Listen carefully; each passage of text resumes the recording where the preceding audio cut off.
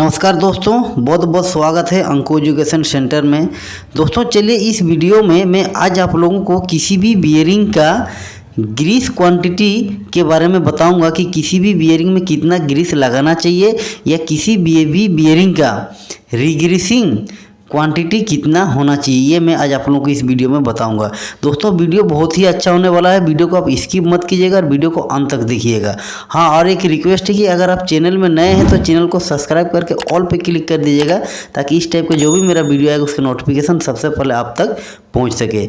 दोस्तों और एक चीज़, इस चैनल में मैकेनिकल मेंटेनेंस से रिलेटेड बहुत सारे वीडियो है, आप चैनल में प्ले लिस्ट में जाके 1 बाय 1 देख सकते हैं। तो चलिए मैं वीडियो को स्टार्ट करता हूँ। दोस्तों किसी भी बियरिंग का रीग्रीसिंग क्वांटिटी को कैलकुलेट करने के लिए आपको बियरिंग में दो चीज़ आपको देखना पड़ेगा। सबसे पहला है कि बियरिंग का आउटर डायमीटर कितना है, ओडी, वो आपको निकालना पड़ेगा। दूसरा है कि बियरिंग का विड्थ कितना है, चौड़ाई कितना है, ये आपको पता करना पड़ेगा। ये दोनों आप इजीली किसी भी बियरिंग में वर्नियर कैलिपर से मेजर करके आप निकाल सकते हो। दोस्तों ये दो चीज़ पता होने के बाद आपको मैं एक फार्मूला बताऊंगा, उस फार्मूला अगर आप पुट कर दोगे तो किसी भी बियरिंग का ग्रीस या आप बोल सकते हो कि रीग्रीसिंग क्वांटिटी कितना होना चाहिए वो आप निकाल सकते हो इजीली।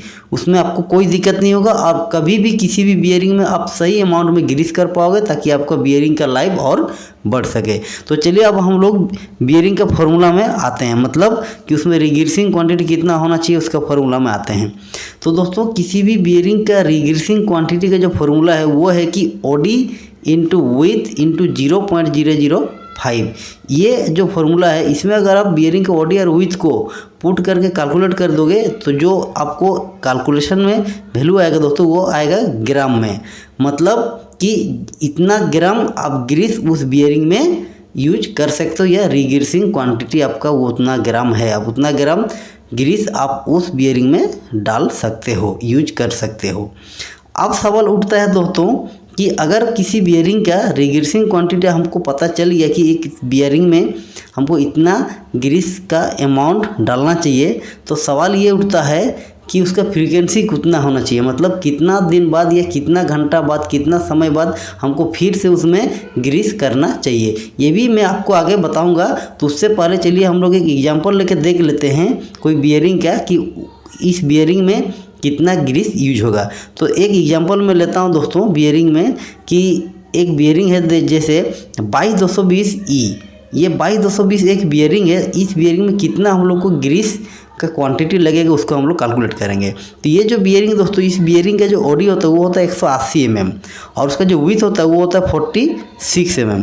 अब इस ओडी और विथ को अगर हम फार्मूला में पुट करते हैं तो फार्मूला में पुट करने के बाद अगर हम कैलकुलेशन करते हैं कि 180 इंटू 46 इंटू 0.005 तो हमको मिलता है 41.4 ग्राम। इसका मतलब हुआ कि 22220E बियरिंग में 41.4 ग्राम, अप्रॉक्स 40 ग्राम आपका ग्रीस उसमें लगेगा, उसमें यूज होगा, मतलब उसका रीग्रीसिंग क्वांटिटी है अप्रॉक्स 40 ग्राम।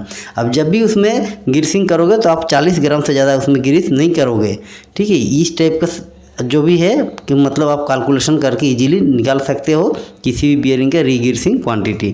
अब हम लोग आते हैं दोस्तों कि रीग्रीसिंग का जो फ्रीक्वेंसी है वो कितना होना चाहिए, मतलब कितना दिन बाद फिर से उसमें ग्रीस करना चाहिए, उसको हम लोग थोड़ा सा देख लेते हैं। तो दोस्तों देखिए किसी भी बियरिंग का जो रीग्रीसिंग क्वांटिटी है और उसका जो रीग्रीसिंग फ्रीक्वेंसी होगा, मतलब कितना दिन बाद करना होगा उसमें ग्रीसिंग, उसके लिए आपको बहुत सारा फैक्टर जानना होगा। जैसे पहला फैक्टर है कि टेम्परेचर, मतलब आप जिस बियरिंग में मतलब रीग्रीसिंग कर रहे हो या जिस बियरिंग का फ्रीक्वेंसी सेट करना चाहते हो तो वो जो बियरिंग जहाँ पे लगा हुआ है उसका एम्बिएंट टेम्परेचर कितना है आपको वो पहले देखना होगा। दूसरा चीज़ है दोस्तों कंटामिनेशन, मतलब जहाँ पे बियरिंग यूज हुआ है वहाँ का डस्ट कितना है, हैवी डस्ट है या लाइट डस्ट है, मतलब बहुत ज़्यादा वहाँ पर डस्ट है या बहुत कम डस्ट है, वो भी डिपेंड करता है। उसके बाद दोस्तों मॉइस्चर, मतलब कि वहाँ का ह्यूमिडिटी कितना है, मतलब वहाँ पे वाटर का मतलब वाटर वहाँ पे मतलब पहुंचता है बियरिंग में, या मतलब बियरिंग में कोई मॉइस्चर वेपर आता है, ये भी आपको देखना पड़ेगा। ये भी एक बहुत बड़ा फैक्टर है। उसके बाद दोस्तों जहाँ पे बियरिंग यूज हुआ है वहाँ का वाइब्रेशन कितना है, ये वाइब्रेशन लेवल भी डिपेंड करता है उसका रिग्रेसिंग फ्रीक्वेंसी सेट करने के लिए। फिर दोस्तों पोजीशन, मतलब बियरिंग हॉरिजॉन्टल माउंट है या वर्टिकल माउंट है, ये भी आपको देखना पड़ेगा, उसके हिसाब से उसका फ्रीक्वेंसी सेट होगा।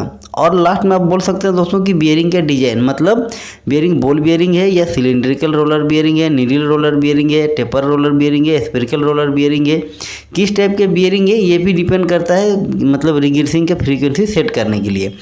दोस्तों मैं आप लोगों को बता देना चाहता हूँ कि किसी भी बियरिंग का रिग्रेसिंग जो फ्रीक्वेंसी है वो आपको बियरिंग को मॉनिटर करने के बाद ही सेट करना चाहिए। कहने का मतलब कि अगर मान लीजिए फॉर एग्जांपल आज आपने किसी भी बियरिंग में ग्रीस कर दिया और 3 दिन तक आपका उसमें कोई टेम्परेचर राइज नहीं हुआ, बियरिंग नॉर्मल चल रहा, कोई साउंड नहीं आ रहा, और 3 दिन के बाद आप मॉनिटर कर रहे हैं तो आपको 3 दिन के बाद लगा कि बियरिंग का टेम्परेचर बढ़ रहा है, इसका मतलब कि उसका जो फ्रीक्वेंसी है वो आपको 3 दिन रखना पड़ेगा, मतलब 3 दिन बाद फिर उसमें आपको रिग्रेसिंग करना पड़ेगा।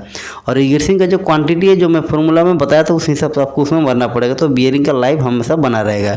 तो इस तरह से आप किसी भी बियरिंग का जो फ्रीक्वेंसी है वो अपने मन से सेट नहीं कर सकते हैं। आप उसका फ्रीक्वेंसी के लिए बियरिंग को मॉनिटर कीजिए और देखिए कि कितना समय, कितना घंटा या कितना दिन बाद उसका टेम्परेचर बढ़ रहा है, उस हिसाब से उसका फ्रीक्वेंसी सेट कर दीजिए और आप बियरिंग में रिग्रेसिंग क्वांटिटी के साथ उसमें रिग्रेसिंग करते रहिए, तो बियरिंग का लाइफ हमेशा बना रहेगा। तो आई होप दोस्तों ये वीडियो आप लोगों को पसंद आया होगा। अगर वीडियो पसंद आया तो चैनल को सब्सक्राइब करके ऑल पे क्लिक कर दीजिएगा, ताकि इस टाइप का जो भी मेरा वीडियो आएगा उसका नोटिफिकेशन सबसे पहले आप तक पहुंच सके। धन्यवाद।